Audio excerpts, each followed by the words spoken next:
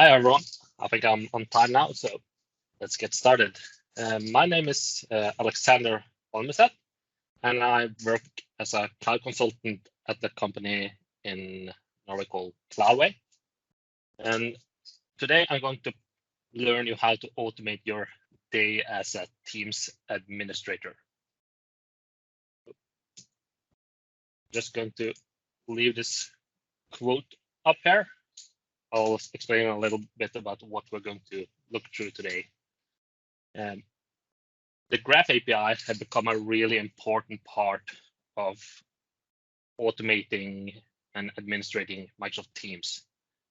And I know you have the Teams PowerShell module, but all the new features are released first for the Graph API, especially under the beta APIs. So we're going to go through a little bit of the history of what the Graph API is and how you can start using it through PowerShell and automate some Teams administration tasks. So a little history on where the graph started and what it have evolved into. In Office Graph, data in Office 365 was filed in individual silos. These standalone silos were labeled users, groups, files, mail, calendar, tasks, peoples, and so on. And each silo had its very own unique API, which caused a challenge for developers to access data, and eventually it became very cumbersome due to the complexity of accessing the individual APIs for different types of data and then linking them to each other in different services. For example, accessing users and people in Azure Active Directory required one set of rules, while accessing users and people in SharePoint required a second set of rules. In addition, separate access tokens had to be created to access the data from the different data silos. This was very time intensive and not a very clean methodology. And at development stages, it was called the Office 365 Unified API. And when it had evolved and was released, they named it the Microsoft Graph API. The Graph API provides you access to Office Graph data with a single endpoint to display the data in your cloud application. And gone are the days of multiple tokens. And with the Graph API, only a single access token is required regardless of which Microsoft Cloud service that the information is being retrieved from. And Microsoft Graph API provides a very sleek, seamless, and efficient access to information when you need it and how you need it. And it glues the Microsoft Cloud together, and it uses machine learning and AI to be more effective. So how do we communicate with the API? You do it through the link graph.microsoft.com by using something called HTTP methods. And this can be either through something called get, post, patch, put, or delete requests. And you authenticate through Azure AD. And after first authenticating, the communication uses an access token. So the easiest way to start learning about Graph API is to use the Graph Explorer. So we'll jump into our first demo. Go to developer.microsoft.com/graph. And you can either log on with your own user, or if you choose to not log on, you get demo data from Microsoft. And here you see you can choose the different types of request: get, post, put, patch, and delete. We're going to have get request. And you can choose if you want to use the version 1 endpoint or the beta endpoint. And here we have the URL field with the URL to what you request information about. So in this case, we request information about your own user profile. So we press run query, and the response preview shows you the data about your user. You also have some other sample queries over here. You can get your email. You can see all the joint teams you have, so on. And you also can show a lot of more samples. You also have like Microsoft Teams beta samples. So messages without a channel request. This doesn't work. Okay. And you also have the history over the request that you have run. But what would you need to do to, for example, create a team? The perfect companion to the Graph API and Graph Explorer is Microsoft Docs. You go to docs.microsoft.com and choose Graph. And on the left here, you go to the bottom, you can choose either version 1 or beta. And under beta is where you find all the cool new features. So for once, you need to, if you use the version 1, you need to first create a group and then create a team out of that group. In the beta endpoint, you can go to teamwork, team, and create team. And here you see the permissions needed to do this request and the URL, and that this is a post request. And also you have an example of the request body. This is in a format called JSON, and here you use a template to create a team, and you specify display name and description. So you copy this back to Graph Explorer and post it in the request body. Choose post and remove this so it says only teams, and run query. And the team is created. That's how quick and easy it is. So let's jump back to PowerPoint. So if you look at the Graph API web pages or any other API, you see often words like Microsoft.NET, JavaScript, Node.js, and Python, and so on. And this sounds very complicated, and I get scared by this. I'm an IT operations guy, and I don't want to start learning programming. So should I just let this opportunity go away? If I only knew a tool I use in my day-to-day operations that can handle HTTP calls. Wait, there is. I use it every day to automate those time-consuming operation tasks. It saves me hours of work every week. It's great to process information with, and it handles it like objects. So what was that tool called again?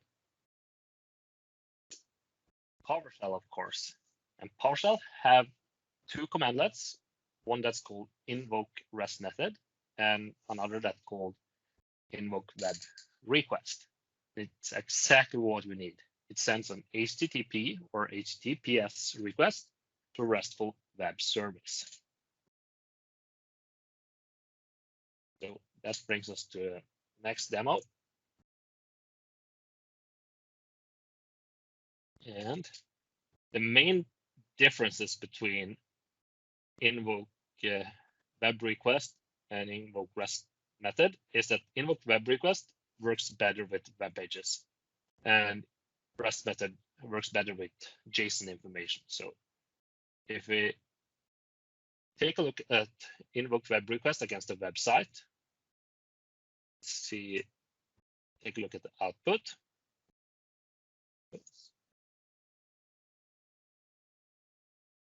And here you see it nicely categorized all the information about the website. Maybe you see the HTML under content. And if you take a look at content, get all the HTML for that web page. So what does it look like if we use invoke REST method? Gets the HTML code directly, and that's not a good overview. So again, let's take a look at a JSON list. I have a list of people. So if you use invoke web request on that one, and take a look at the output. Don't see the users, but under content, you see something familiar.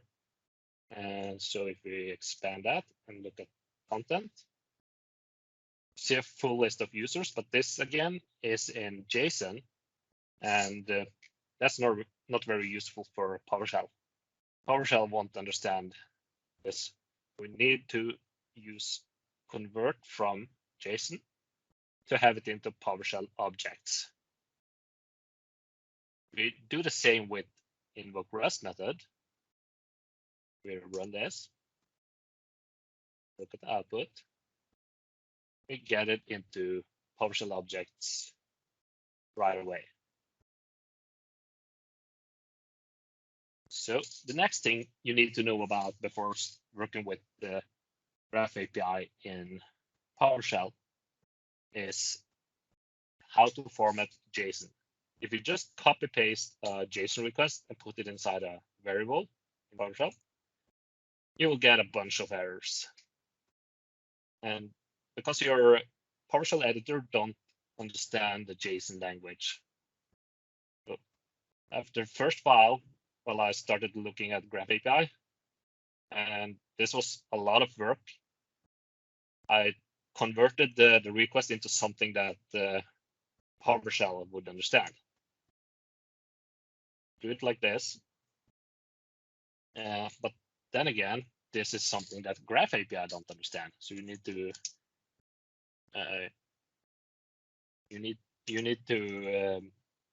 convert it to JSON so Graph API can understand it. So convert to JSON. Now Graph API can understand it. But then one day I accidentally discovered this on Twitter actually. If you use @ sign and a single quote at the first line and a single quote and an @ sign at the last line, you get something called a hair string. So do this, you can put your request body, JSON request directly into your variable, into something that Graph API understands. Even better, if you use double quotes, you can even put variables inside your request. So I specified some variables here, put them inside the request. Take a look at output. See its variables are printed into the request body.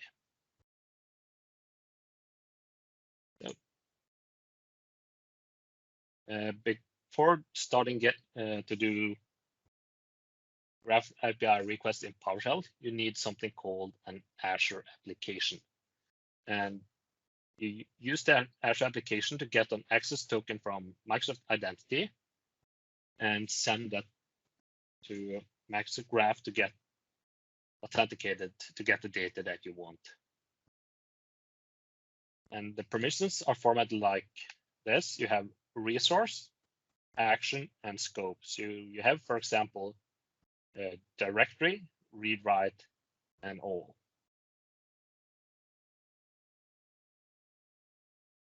So we need to create an Azure application. Then we go to portal.azure.com, go to all services, search for app registration, and choose new registration. Give it a name. Over us. Press register. And take note of the client ID and directory ID. You need this for your scripts later on. And depending on what script or how you get the access token, if you do it in a user context, you may need a redirect URI. So you can press add redirect URI, choose this one, and press save. The next thing we need is some permissions for this application. So we go to API permissions and add permission, choose Microsoft Graph, And here you have two choices. You have delegated permission and application permission. Under delegated, your application needs to access the API as the signed user. This is typically if you run an interactive session, you get a logon box to enter your username and password. The application permissions, your application runs as a background service or a daemon without a signed-in user. Typically, if you're running a scheduled task or something like that. So we're going to create application permission. And since we do a lot of work with teams, we would need a group and group read write all to be able to create teams. So add this permission, and you see that it's not granted. You need to press grant admin consent for the permission to be effective. And next up, if you're going to do the request as an application, you need secret. So you go to certificates and secret. Under client secret, you press new client secret, give it a name, and choose when you want it to expire. And copy this value. And this value will be start out the next time you open this menu. That's how you create an Azure application. So now let's get into VS Code again and see how you get an exit token. So there's several ways of doing this, and I have examples on my blog that you can see how to get the access token. Here you see I specify the client ID and the tenant ID and the client secret. And everyone knows that sharing the application secret or password in clear text in your script is not a good idea. But this is just for demo purposes. So they have the URI to where to send the request and a body with client secret and client ID, and invoke web request to get the token back. We're going to run this. And you see all this text is the application, the token. So the next step is how do we do a get request? I want to find all groups in my tenant. So we specify the URI /groups, with invoke REST method, and method is get, the URI, content type, and headers where you put the token inside. And one thing to remember about getting things like groups is that Graph API only finds the first 100 groups. You need to do a next request to get the next 100. So have that in mind. And now we look at the output of all the groups we got. We found a quick link there. So the next thing is to create a group. So still have the same URI, a request body, and just give it this another name since I have tested this before today. And we have specified the owner of the group since this is done in an application context. And let's see here. We run the invoke REST method, but we have changed the method to post and containing the request body also. It's probably because I entered the wrong username here. So let's go ahead to the next step.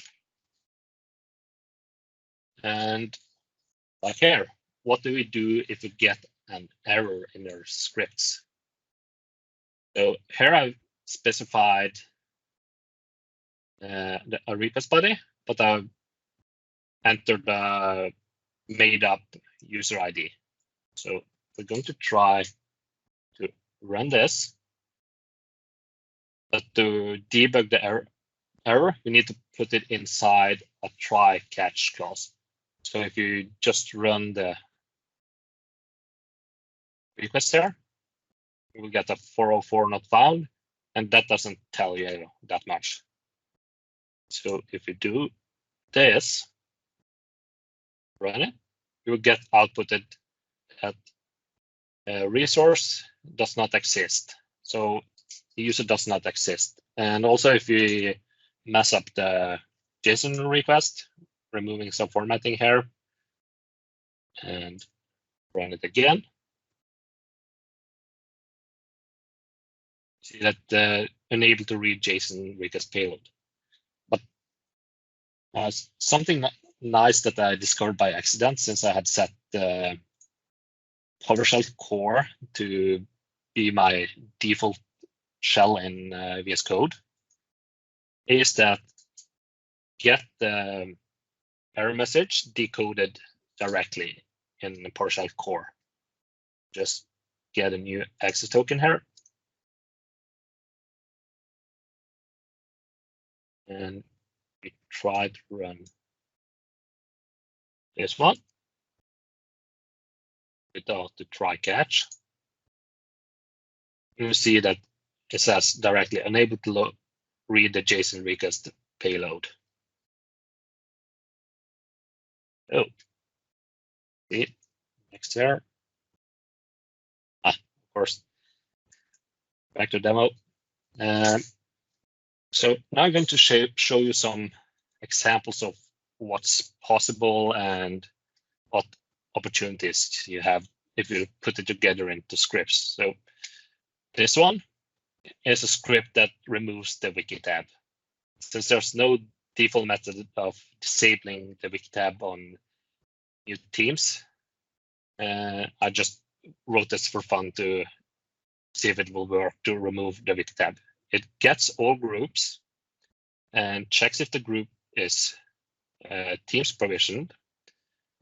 And if it's teams provisioned, it goes through all the channels in the team, and then it goes through all the tabs in that team. And if the tab is a wiki tab, it removes it.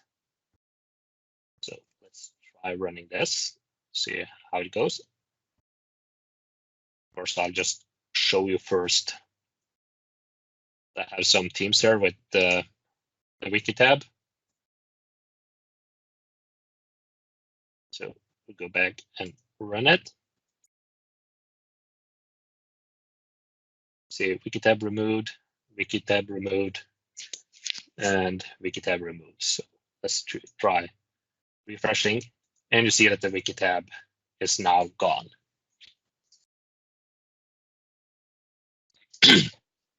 So the next thing is going to combine a lot of different technologies. We're going to create a Teams order form that uses Microsoft Form and sends that form to Flow, which creates an approval email. And when it's approved, it will trigger Azure Automation runbook to create a team, a project team, or what you want. So we're going back into to Graph Azure portal, go to all services, search for automation accounts, and we create a new one. Give it a name, Teams Oktoberfest. Choose your subscription, and create a resource group.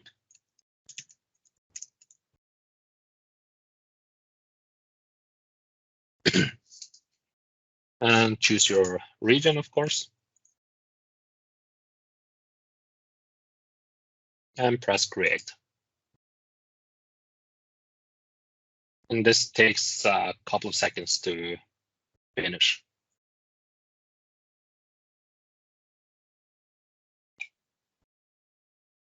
So we'll take a look, see if we find it there. And Teams Oktoberfest is created.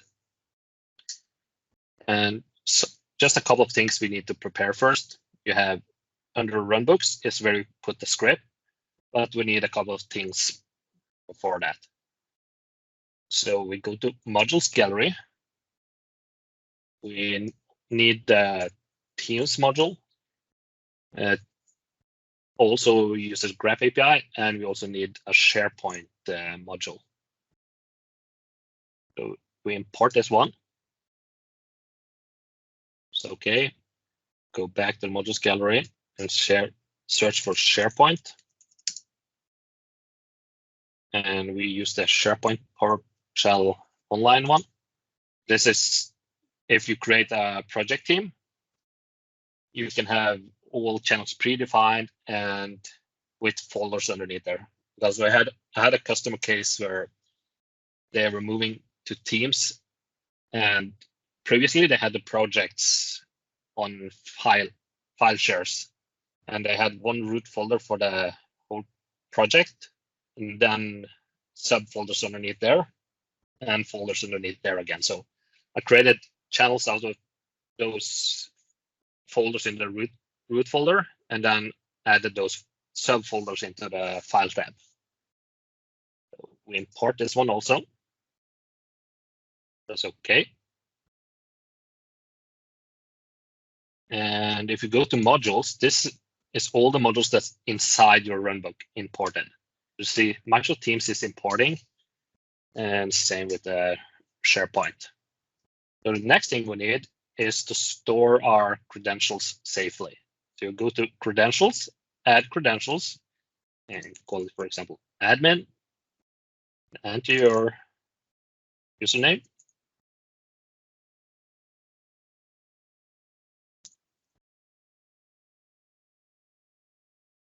And your password. And create. And for the graph requests, we need the secret. So we go to save that as a variable and choose add variable. Call it secret. And the type is string, and choose encrypted. Just need to go to VS Code and copy that secret.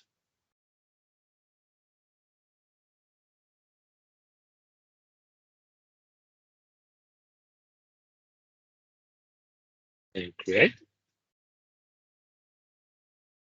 And now we go into runbooks and press create runbook. It's Oktoberfest, and choose runbook type to PowerShell, of course, and create.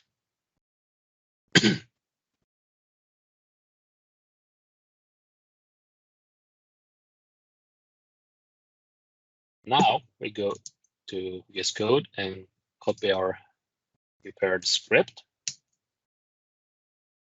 Copy it there. Just go through it shortly. You have some required parameters there. You have team name, owner, and owner you will get from the form. The person that sends in the form will be the owner of the team. You can choose if it's private or public, have a description, and if it's a project or regular team. Yep. And this, I have this script on my blog also, so you can see it afterwards. So now we go to Microsoft Forms and choose new form. Just going to bring up a short cheat sheet there.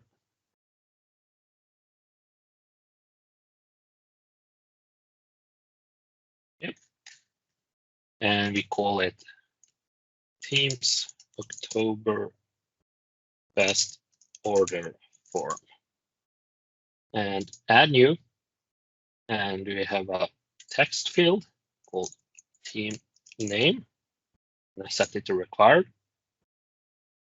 Add another one called private or public.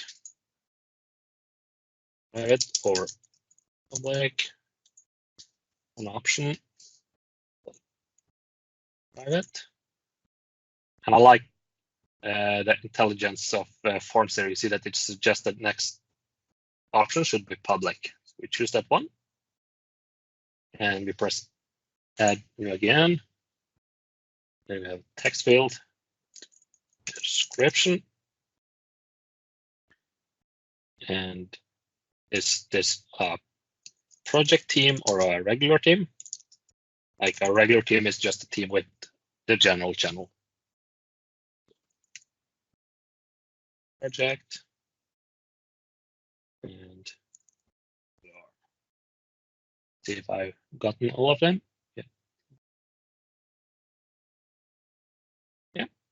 So now that the form is done, we just copy the URL and open it up so we have it for later. And let's see. I think I maybe forgot one thing. I need to save and publish the runbook, of course. Now we go to flow.microsoft.com and we create flow. And automated flow, call it Teams Fast. And what should trigger the flow is when a new response is submitted. And we press create and choose the form we created, Teams October Fast order form. And the new step is get response details. So we search for get response. This one. Choose the form once again and list response notifications ID. And now it turned into apply each loop. So then we add action, and now we want to start an approval process.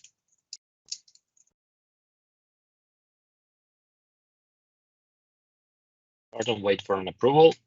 We choose the type. We set it to approve or reject. First one to respond. And we can do like this. Team name was requested by, and we have the responder's email, and we assign it to my admin user. And the next action is a condition. So we press condition and choose the value to be outcome is equal to approve. And if it's approved, we go to yes, and then we start a runbook. So we search for create automation job.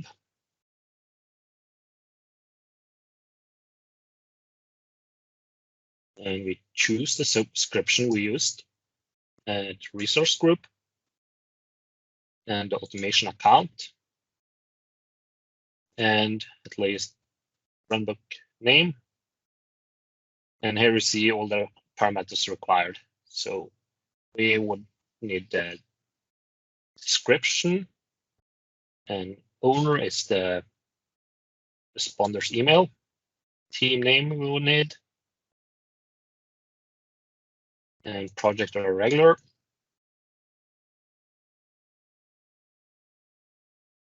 And private or public. Let's see.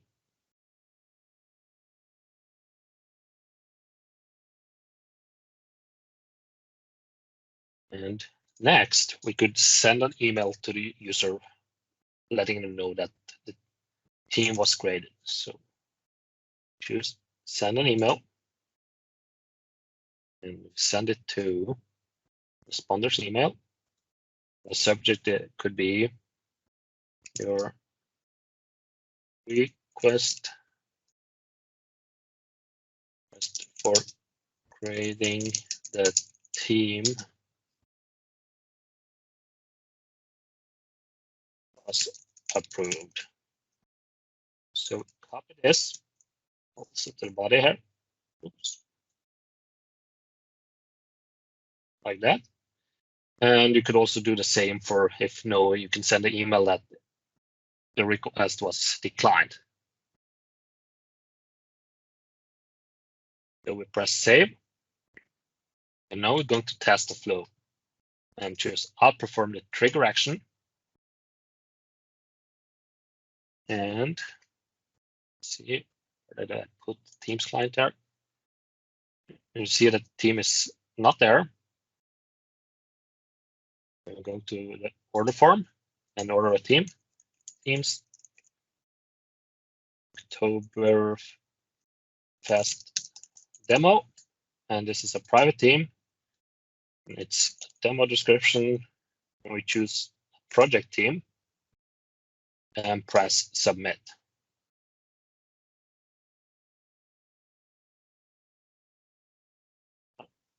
We submit. There we go. And we see here, it will soon be triggered. Flow is running. And we now should see an email in inbox here. So, yeah. Requested to create a team. And we approve this. The flow is done. Yeah, run successfully. And we also got the email that it's requested that was approved. And we can see in Azure Automation that the runbook job is running. And we can soon see that the team should appear here.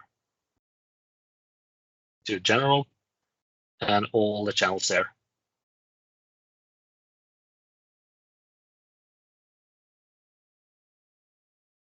And it will take too long to wait, but it should also appear subfolders under each file tab in this team.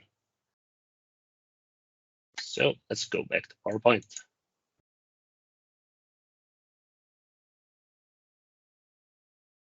So I hope you found this session useful and learn something today.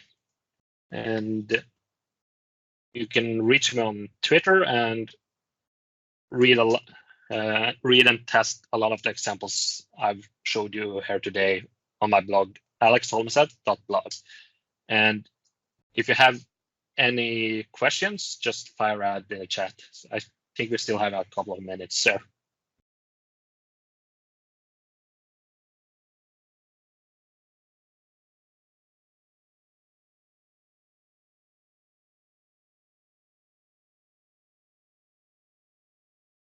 I see people like the remove wiki tab. I can't really figure out why it's not the option to disable it by default. So, okay, I don't see any questions. So that was all from me, and enjoy the rest of the day here. And let's see, I think I have maybe the let's see, the URL to the feedback, and I would appreciate that.